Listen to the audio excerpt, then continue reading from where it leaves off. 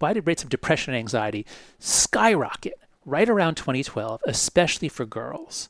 That's Jonathan Haidt, a social psychologist who's been studying the effects of social media on teen mental health. Millennials are not really more depressed than previous generations, but suddenly kids born in 1996 and later are very different from the millennials. And this is a real puzzle, and this is a very interesting psychological and demographic puzzle. Jonathan is a careful researcher. He doesn't leap from data to definitive conclusion. More often, he leaves room for debate like this. Well, a piece of the puzzle is social media. But there's one trend that Jonathan argues is remarkably clear. Generation Z, the kids who grew up on social media, are being swept up in a current of mental health issues, unlike anything researchers have seen since World War II. You never get really sharp lines between generations. The only one I know of is 1946.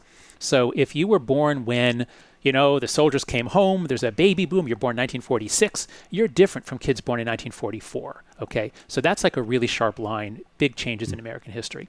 If you've seen the film The Social Dilemma, you probably remember Jonathan's searing presentation on teenage depression and suicide rates, both of which skyrocket along with social media usage. But the correlation is so distressing, you might reasonably ask, is that correlation or causation? It seems unimaginable that the stuff we see in our screens could drive such devastating trends. What mechanics of manipulation could lead to a generation-wide shift in depression, self-harm, and suicide?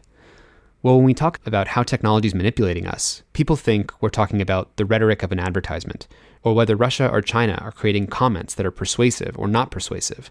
But all of this misses the core mechanism. Is social feedback a very powerful lever for influencing what we do? I'll give you an example. When TikTok was trying to figure out how do we get users away from Instagram, they inflated the amount of social feedback that we get when you post a video or a photo. Maybe I get 10 likes and 1 or 2 comments on Instagram. What if for the same video, I get 1,000 likes and 20 comments on TikTok? Which of those two products is going to be more persuasive at keeping me coming back? One of the ways they do this is they don't actually label what a heart or a like or a view is. They just put a big heart and then have a big number next to it. And so these companies are in a race to the bottom to manufacture the kind of social approval that developmentally kids are seeking.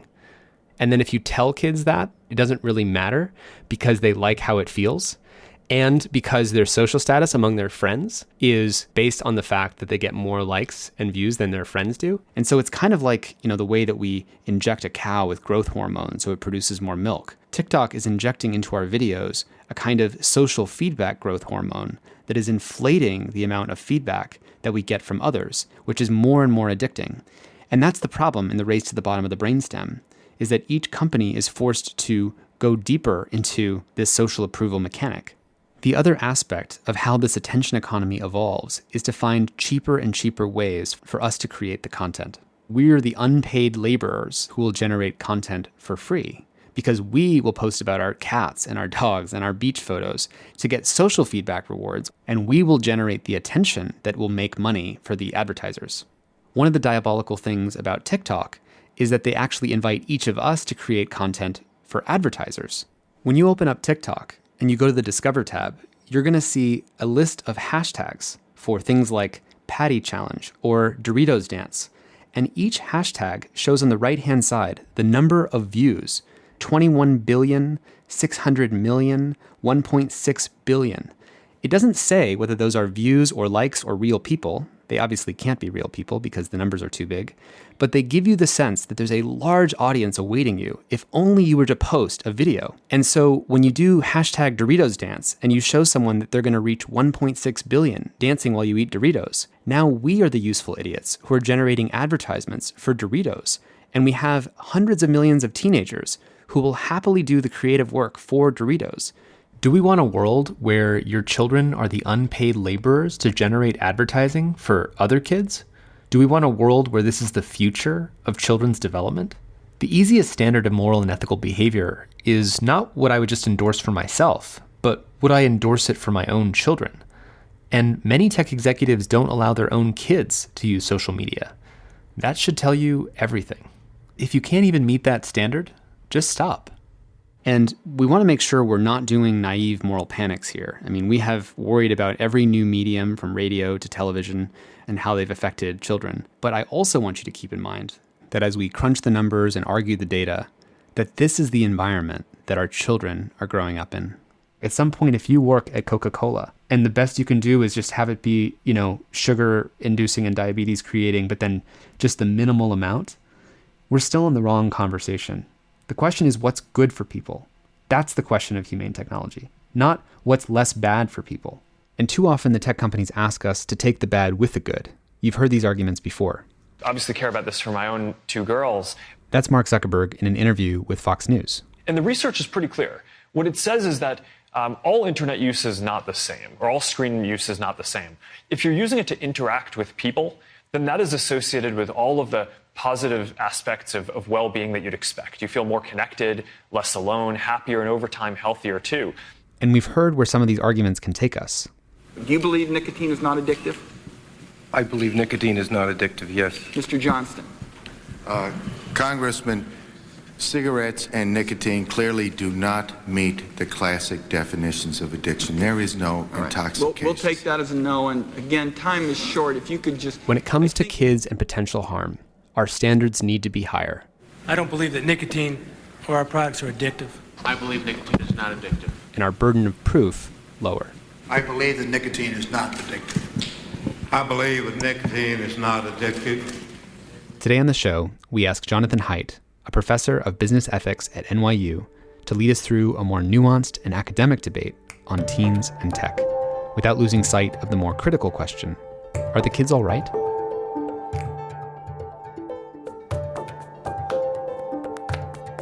I'm Tristan Harris. And I'm Aza Raskin. And this is Your Undivided Attention.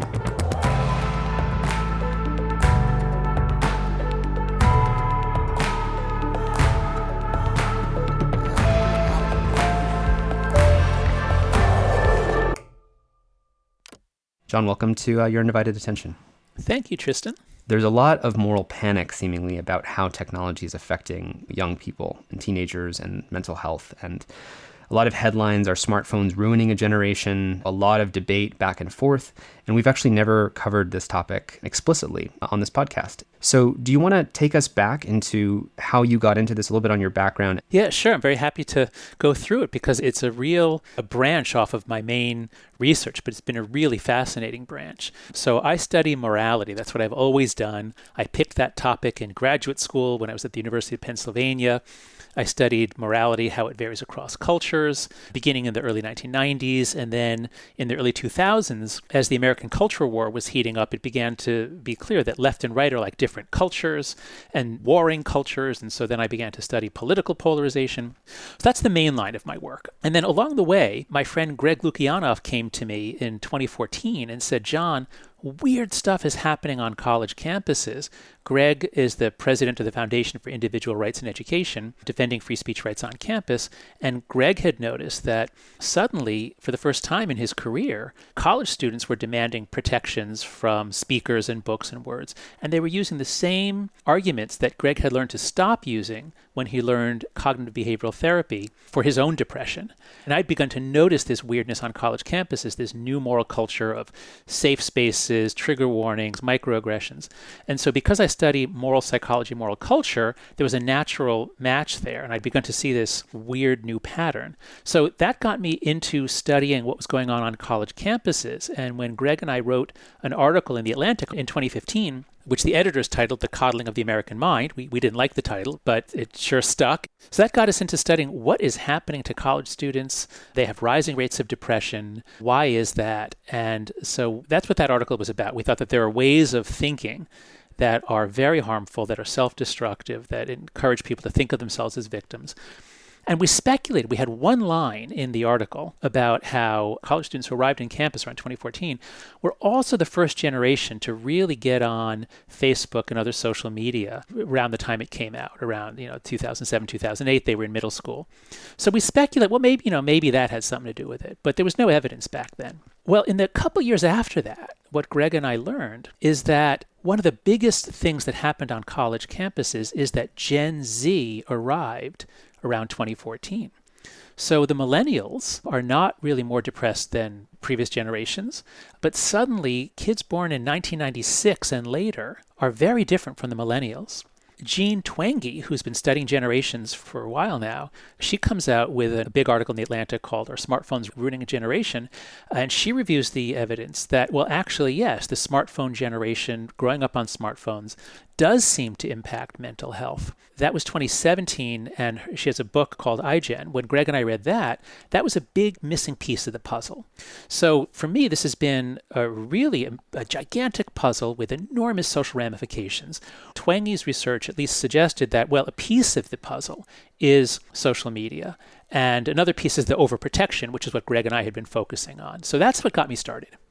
I think it's important for people to know in your book, you were not coming from a background of we really have to care about kids. They're all so vulnerable. We have to make sure we're coddling them. The point of your book, The Coddling of the American Mind, is that we've been overprotective. So just to name for people, as we start to veer into the territory of how do we deal with and protect or care about the mental health of especially teenage girls, this isn't starting from a perspective of we need to be so delicate. They're so delicate. We have to be so careful with them. Do you want to talk just a little bit more about that side? Because I think it qualifies that your concern would be so opposite when it comes to social media and teen girls. Yeah, well, that's right, because the core psychological idea, the most important psychological idea in the book is anti-fragility.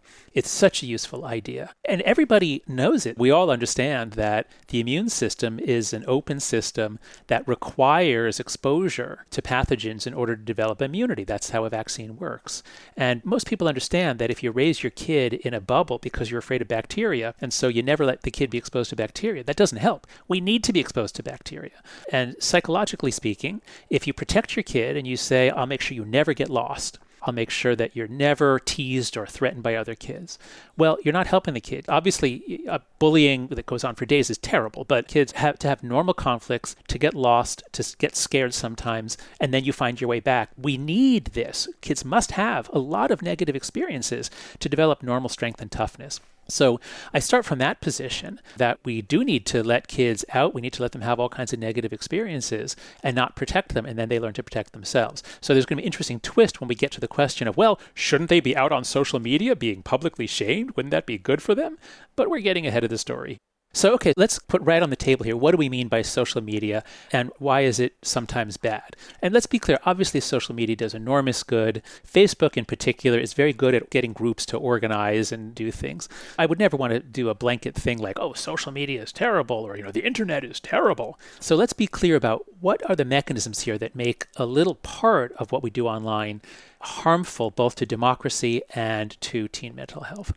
In writing this article in The Atlantic last fall with Tobias Rose Stockwell, who knows a lot more about social media than I do, what I learned, what I really began to see in the evolution here, is that when social media began, Friendster and MySpace and the Facebook, they were just like glorified address books like, look, here's me. Look at all the friends I have. Look at all the bands I like. So that's not toxic. That's just public display, and you're boasting about your popularity, but that's not bad for democracy, and that doesn't drive people to suicide. The big change, the period where everything got transformed, is 2009 to 2012 or 13. And in 2009, Facebook adds the like button, and then Twitter copies it. Twitter adds the retweet button, and then Facebook copies it. And now the platforms have enormous amounts of information about what people will click on, what engages them. So now they algorithmicize their news feeds. And so suddenly now everything's custom tailored to you to maximize the degree which you will stay on, you will click, you will forward something. And the net effect is that first of all, for the teen mental health, in 2009, most teens were not on these platforms every day. And by 2011, they were. So that's the 2-year period where teen social life goes from mostly face-to-face. Now, of course, they're texting a lot. It's not that they're, like the old days. But these platforms where you create content and other people rate your content and other people like it or ignore it, and then you look and you're watching the meter go up or not, and you're feeling shame because your post didn't get many likes. This is when everything changes, 2009 to 2011. That's the transformative period for teen mental health and also for democracy, because by 2011, 2012, we've now created what Tobias calls the outrage machine. we have the ability now for anything to happen, and anybody, an individual or an organization, can distort it, repackage it in a way that triggers outrage, retweet it, and then it can go viral very quickly. And now we're in a state of perpetual outrage. This is not about forming a group of dog walkers in a neighborhood. This is about a way of engaging that maximizes public performance, which means we all become brand managers trying to manipulate other people in a way linked together so that things can move very, very quickly, and we can all be immersed in outrage forever and ever. The world changed between 2009 and 2011-12. And then mainstream media now has no choice but to hook into this. So this is the key period that people need to focus on. I think it's important to go back and just have everyone remember, or if you happen to use Facebook back in 2005, 2006, there's a famous talk that Mark Zuckerberg gave at Stanford, where I was at the time, where he was asked what Facebook is. And he said it's a social utility. It's an address book. It's just a page that you go check on a Facebook page and you see what's on your friend's wall. To speak personally to my own experience and many others at that time, especially I think with the launch of photo tagging, that's really when things revved up. But just to sort of say that's very, very, very different than this infinite scrolling feed of more like that, click, more like that, click, more like that, click, and getting that instant approval and validation and having that tight feedback loop. Because if we take the detective case back to, is there a problem with social media and impacts on, say, mental health?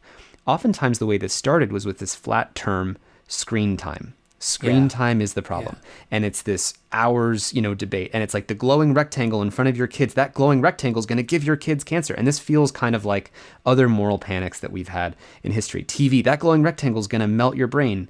Elvis is shaking his hips. Whatever the thing was, we're worried about just the eyeball and the glowing rectangle. And You're saying something explicitly different. I want to maybe track some of that debate, because even until recently, screen time has been used as the vehicle for this debate about what is good or bad. Yeah, that's right. That's where it gets really interesting, as a scientific detective story, as a sociological detective story. It's really important to note that anytime there's a new technology that the young people use, the older people freak out about it. This was true for novels in the 18th century. It was true for radio, television, comic books, video games. And in general, and there's a very common dynamic. And so, especially once the iPhone comes out in 2007, the touchscreen technology is so much more addictive, I would say. And here I'm speaking as a psychologist, almost as a behaviorist. The day I got my first iPhone and my 2-year-old son was able to master the input-output, the fact that I didn't put all my money in Apple on that day is one of the biggest mistakes of my life. Because it is an amazing interface, and it's much more pleasing than going through a keyboard to a computer screen. So yeah, this was shaping up to be a classic moral panic where all the kids were on their phones and the adults were saying, well, this is going to melt their brain. Now, if we just focus in on depression and anxiety, okay, so we have to be clear. What are the input variables? Is it screen time? Is it social media? And what are the outcome variables? Is it depression? Is it laziness and failure to launch? What are we talking about? And so most of the research is focused on depression and anxiety because that's the big mystery. That's the giant thing that has to be explained. Why did girls' rates of depression and anxiety skyrocket around 2012? And there is no other explanation that anyone's been able to offer for why then and why mostly girls. So understandably, people point their finger at social media. Well, kids are doing a lot of things on their iPhones, not just social media. So the original panic was about smartphones. And the editors at The Atlantic make up the titles. I don't think Jean Twenge made up the title, Are Smartphones Ruining a Generation? That was something that the editors made up. But they were having to play into the clickbait economy to get into Facebook. Yes. And so they developed an article which then creates a full system closed loop. Exactly. That's right. Because had they had a more low-key title, it wouldn't have been such a panic. Well, same thing with your article, The Coddling of the American Mind, too. That you probably didn't use an extreme word like coddling. And again, ironically, Facebook and the social media feeds and Twitter are responsible for the naming of your books, which then people... Oh, my God. Because we should bring people back, too, that, Jean Twenge, who wrote that article in 2017, Have Smartphones Ruined a Generation, she's received so much anger and blowback for being so extreme. And just the title alone, I think, also instigates this kind of outrage trolling machine, which, again, ironically, she probably experienced on social media as the kind of same trolling and shaming behavior that unfortunately other people face. That's right. So, we evolved in a world where Newton's laws applied. I forget which one is for every action, there's an equal and opposite reaction. But after 2012, that's no longer true. For every action, there's an opposite reaction that's multiplied by a factor of 2 or 3. And we're all immersed in outrage all the time. So thank you for pointing that out, that both Gene and my articles, and of course, they had big impact because they were in The Atlantic and because The Atlantic did this, but this is the very problem. It also shows the way that social media or the race to the bottom of the brainstem attention economy sort of leaks out. Even if you're not on social media, the world still is. And so you live in that world. There's no escaping it. That's right. And people will tell you about it. So there are those who think that social media is harmful, and there are the skeptics. So the skeptics make a good case that if you look at history, there's all these moral panics. Why should this be different? So I agree with them that the burden of proof is on people like me and Gene. We can't just say, look, they came in around 2011, and in 2012, depression rates go up. See, we're done. We proved it. No, that's not enough. That's a correlation. It does not show causality. So what Jean did in iGen and her other work is she looked at almost all the data here is correlational, but some of it is time lag, and some of it you can dig into the data and show it's not just that historical event A happened and then historical event B happened. You can show that it only happened for people who were heavy users. So at least the straightforward correlations are there. So we're not just talking about screen time, we're talking about it's not the light users, the medium users. There's a disproportionate for the heavy users, you really get some kind of lift. Is that right? Exactly. So to the extent that there's evidence of harm, the clearest evidence is the graphs that show, based on the number of hours per day along the x-axis, what is the rate of depression shown on the y-axis. And the lines are not straight, they are curves. So typically, someone who uses social media 2 hours a day is not doing any worse than someone who doesn't use it at all. But someone who uses it 4 or 5 hours a day is. And so you generally get these curves. So it's heavy use, not light use.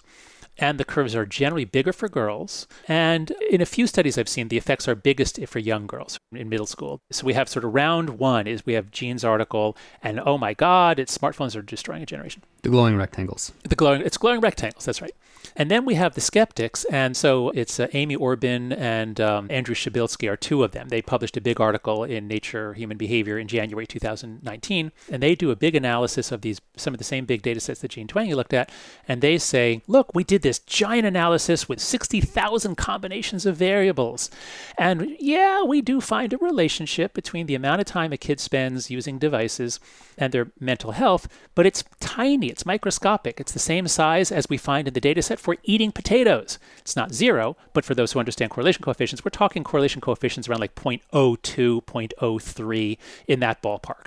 They're statistically significant in a giant sample, but they're so small that you can basically ignore them. And this article came out right after Greg and I had published our book. And I thought, whoa, were we wrong about this? Because in our book, we say, we've got this mystery, what happened to Gen Z, and we think it's overprotection and social media. And so I created a Google Doc where I put all these articles that were coming out on both sides, and I invited Jean to join me as a co-curator because she knows a lot more about the substance of them. This is not my area of expertise. And as soon as we posted it, we got some pushback, people saying, oh, come on, this isn't even a real thing. There isn't even really a mental health crisis. That's another moral panic. And we had to say, wait, what? What do you mean? And they say, oh, it's just self-report.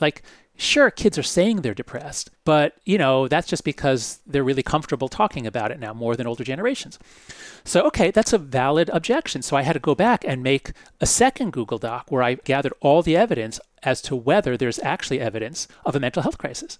And once you put it out there, and you have evidence on depression, anxiety, self-harm, and suicide. Now, if it's just depression, anxiety, self-report, you could say maybe it's just a change in diagnostic criteria. But when you have hospital admissions, this is not subjective interpretations. This is kids who are brought to the hospital because they're bleeding because they cut themselves deliberately. And when you have suicide data, this is as objective as can be. I mean, sometimes there's some play into whether something gets called suicide. But the fact that they all line up, same magnitude, same timing, means there's no doubt about this. There is a mental health crisis. It is very serious. For suicide, boys and girls are both up a lot. For self-harm, it's only the girls. Boys don't generally self-harm. They either kill themselves or they don't. Girls will self-harm. It's more of a social thing and an anxiety reduction thing. So I think that's a big step forward, is just to establish this is real and this is really big. And it's not just in America. Same thing in all the other Anglo countries. We haven't looked everywhere in the world, but in Britain, Canada, Australia, New Zealand, it's smaller in the South Pacific places, but in UK, Canada is very similar to the US. So we created that Google Doc, and there's been zero pushback on that once we put it up there. So now it's very widely accepted. There really is a crisis here. So let's talk about the Orbit and Shabilsky study, because that is the most widely cited study. Specifically the one saying there actually isn't something to worry about here. I mean, I remember the New York Times article saying that, no, it looks like smartphones are not ruining a generation or something like that. Yeah. And so the one in the Times was, I think, don't freak out about screen time during the pandemic. And it seems to give the all clear signal to parents to say, don't worry about it, let your kids do what they want. But what Jean and I found, because we were puzzled, like, wait a second, how can there be no effect in their study when there are big effect in others? But if you dig into it, what you find is this. The hypothesis here is heavy use of social media by girls is associated with depression. Let's call that a pitchfork. Let's take that pitchfork, stick it in the ground, and now let's do 60,000 analyses. We'll just pile analysis and analysis on top of that, each one being like a straw. And before you know it, you've got this giant haystack of analyses, 60,000 of them. Almost all of them have nothing to do with that pitchfork. So almost all the analyses are about television use or video games or all sorts of other digital device activities. So only a few of the analyses are actually about social media. It's mostly about screen time. And on the outcome side, they don't just use the questions about depression. They have this one measure of it's not even mental health. It's got 32 questions on all sorts of things. Only 4 or 5 are actually about depression. So this one scale accounts for thousands and thousands of analyses when only a couple are relevant. Anyway, there's a lot of other stuff like this. I'm not accusing them of anything. This is not like they're trying to be devious. The analysis they did is so impressive, but yet only a little bit of it is actually relevant to the hypothesis. So to come back to our detective story, we have a crime or a body, as it were. We have a giant increase in rates of depression, anxiety, self-harm, and suicide. Started around 2012. Who done it? And it's as though some of the crime scene data was sent to one lab, which analyzed it and came back saying, nah, doesn't really look like there's any evidence here. And then Jean and I say, well, actually, we think they did the wrong lab test. If you do the right lab test, you actually get evidence that the culprit or the accused is in the right place at the right time. And this is with a dose-response model. That is, that the kids who use it more are the ones who suffer more. It reminds me, in your book, A Coddling of the American Mind, I mean, part of it in terms of argumentation is we have this desire for simplicity. We have this desire for just quick, easy answers. And the answer that we really want people to do is move towards complexity and nuance. Like, what is the complex and nuanced perspective? But in this case, it almost feels like there's been a weaponized use of complexity because we took 60,000 possible variations and, as you said, sort of hiding a pitchfork of sort of some very obvious, very clear harm that's in there. No, that's right. That's right. But you know what? Let me respond to your point about nuance. I should be careful about calling it, weaponized and using battle metaphors. But science is actually advancing as it should, in that you have people making a claim, you have critics who say, no, that's wrong. And then you have the first batch saying, well, actually, no, your rebuttal had some errors. And the nuance that we're advancing to, I think, is actually pretty good here. It is that screen time is not a good measure. And here, Amy Orban has been, I think, really good on this. She's had a lot of articles saying, stop talking about screen time. And she actually has convinced me about that and my debate with her. Now, screen time still matters overall in the sense that parents need to decide and kids need to decide, do you want to spend all day on your screen? But if we're talking about does screen time cause depression or anxiety, no, it looks like it doesn't. So if we just focus on depression and anxiety, I think we are honing in on the idea that screen time is not the problem, but social media is. We're not accusing all screen time activities. We're actually now focusing on, we think this is the guy that did it. So it's not resolved, but I think we've got the guy. So we've gone through the detective story with these statistical models, but the content that's beneath the word social media is different for each application and on a given day and in a given year. Are we talking about Facebook? Are we talking about Instagram? Are we talking about TikTok? Are we talking about Facebook in 2009 third quarter where they changed the algorithm and all the weights are different? I think what's really hard about this is how do we kind of move the debate and the conversation to kind of a common sense orientation of, okay, if I'm a 12-year-old kid, I'm forming my identity from a teenage girl, and I'm especially attuned to my physical appearance, and I post a photo and I don't use a filter on it, and I see that the photo that doesn't have as much of my skin showing doesn't get as many likes as when I used to have a lot more skin showing, I actually will delete that. This is a known behavior. The teenage girl will delete the photo that doesn't get very many likes because she's worried about how she'll be perceived, given all of her other ones have this high social rating. And so the kind of basic mechanics, it's almost like saying, well, with climate change, we could do a million statistical models, or we can just look at the mechanism that says this tends to amplify that. And I'm curious, John, when you think about that, because there's so many nuances of what we could say here. I mean, obviously, people will say things like, but look at all the creative things that people are doing on TikTok. Look at all these amazing videos. But we can look at key mechanics and at content beneath the words social and media that I think we can clearly say are harmful. What do you think about that? Yeah, so Nir Eyal, he wrote the book Hooked. He and I actually became friends during a debate over whether social media is harmful. We have daughters the same age who became friends. But Nir has this thing he calls the regret test. And if you ask consumers, do they regret their involvement with the product? And they say yes. Well, that's pretty damning. The whole moral basis of capitalism is that it creates wealth and allocates resources in ways that satisfy people's wants. And if it's doing things that people don't want, or catching them up in behaviors that they wish they didn't have, well, that's pretty damning. There was a study done on users of Moment, and one was the percentage of users who are happy with the amount of time they spend on each app. And at the top, the most happy in order is FaceTime, Mail, Phone, Messages, and Messenger. In other words, to the degree that technology helps us talk to our friends, that's great. There's nothing wrong with that. Nobody wishes they spent less time on FaceTime with their friends. But at the other end, the bottom, was Instagram at 37%. Only 37% of Instagram users are happy with the amount of time they spend.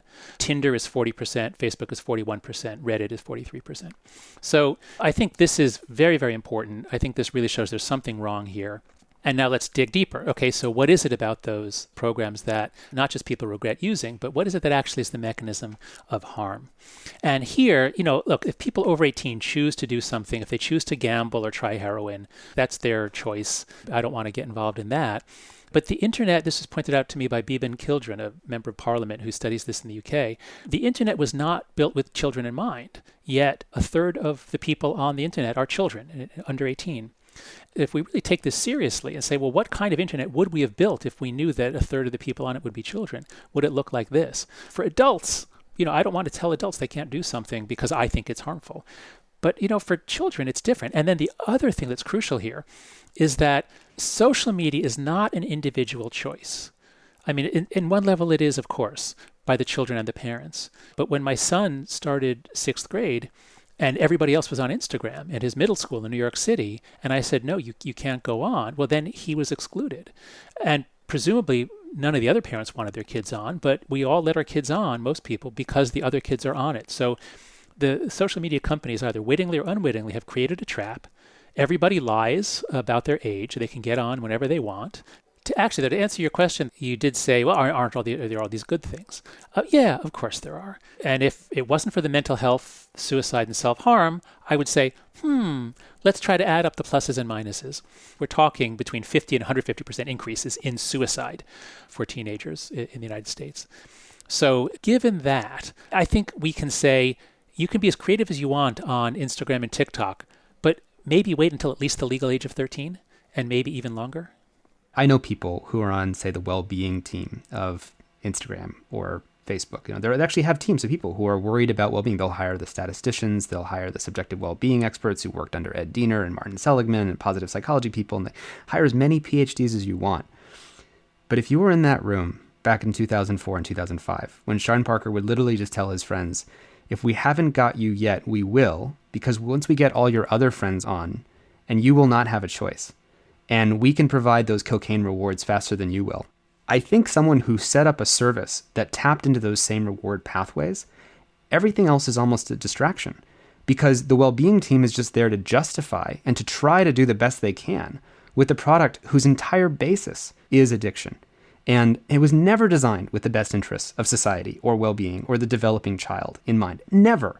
We didn't get here because people were asking what's best for society. We're now trying to reverse into that position. Many people would say, you don't blame a baker for making an addictive croissant. Or you can't blame someone for inventing the shipwreck when they invented the ship. You can't invent a ship without inventing the shipwreck. So, I'm curious how you respond to this notion of what is the responsibility of technology companies when making these products? Yeah, well, so those are two different arguments. They're both interesting arguments. You can't blame a baker for baking an addictive croissant. Sure, and if it's adults buying it, it's fine. But suppose there was a company that provided school lunches and they realized that providing Kool-Aid, providing sugar powder, the kids love it. There are different responsibilities when you're dealing with kids. And so we do take a more paternalistic approach to kids. And as for the other argument, you can't invent the ship without inventing the shipwreck, yeah, that's fine. And if maybe what will happen here is that this is just like, when the automobile was first invented and I presume they had brakes on the initial automobiles, but they didn't have turn signals. They didn't have windshield wipers. They didn't have seat belts. And over time, they got those because market pressures were such that people preferred safer cars, and normal market mechanisms meant that you'd improve the product by making it safer. And if that was working, if we saw evidence that social media is getting better and better, every year it gets better for mental health, every year it gets better for promoting civil discourse and supporting democracy, well, then I'd say that argument applies here.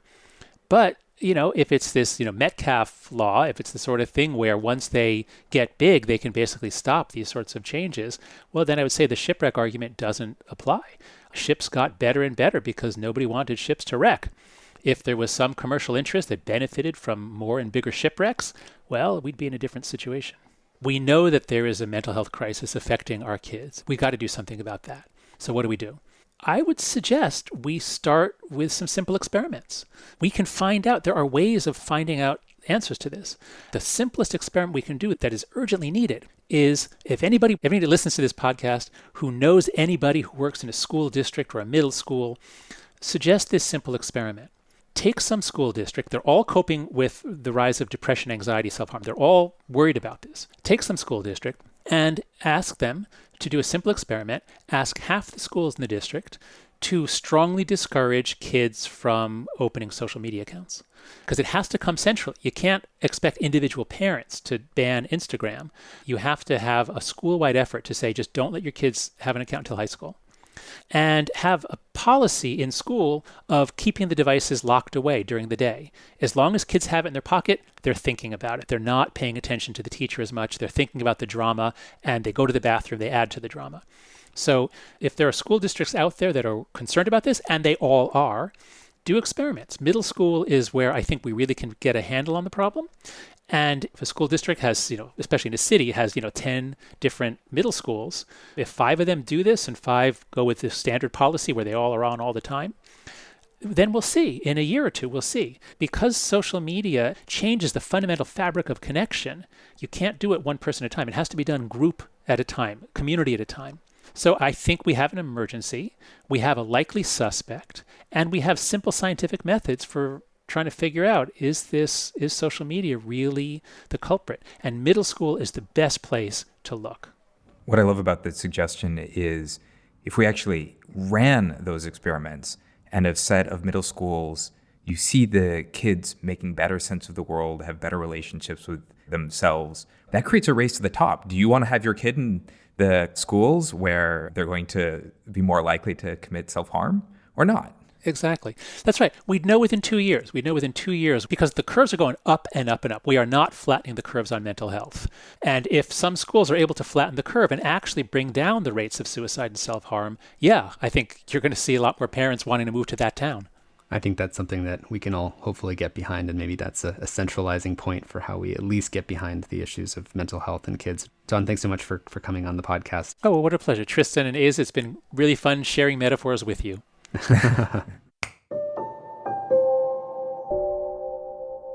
Listeners, before you go, one of the most common questions that we've been getting since people watch the film The Social Dilemma is obviously, what can I do? And many people who see the film or hear this interview will think to themselves, well, I'm just going to have my kid by themselves delete their Instagram account or delete TikTok.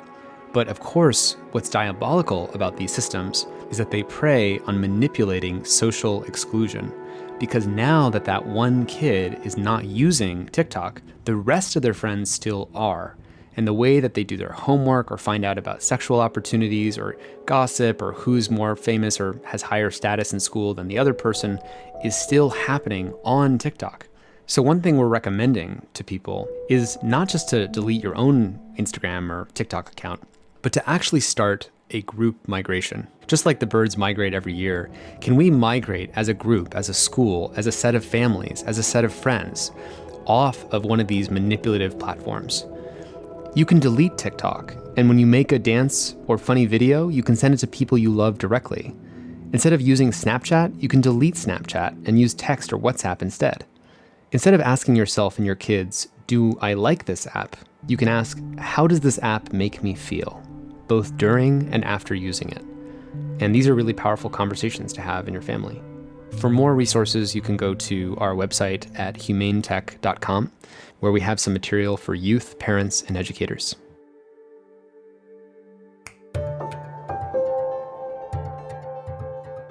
Your Undivided Attention is produced by the Center for Humane Technology. Our executive producer is Dan Kedmi, and our associate producer is Natalie Jones. Noor Al-Samurai helped with the fact-checking. Original music and sound design by Ryan and Hayes Holiday. And a special thanks to the whole Center for Humane Technology team for making this podcast possible. A very special thanks to the generous lead supporters of our work at the Center for Humane Technology, including the Omidyar Network, the Gerald Schwartz and Heather Reisman Foundation, the Patrick J. McGovern Foundation, Evolve Foundation, Craig Newmark Philanthropies, and Knight Foundation, among many others. Huge thanks from all of us.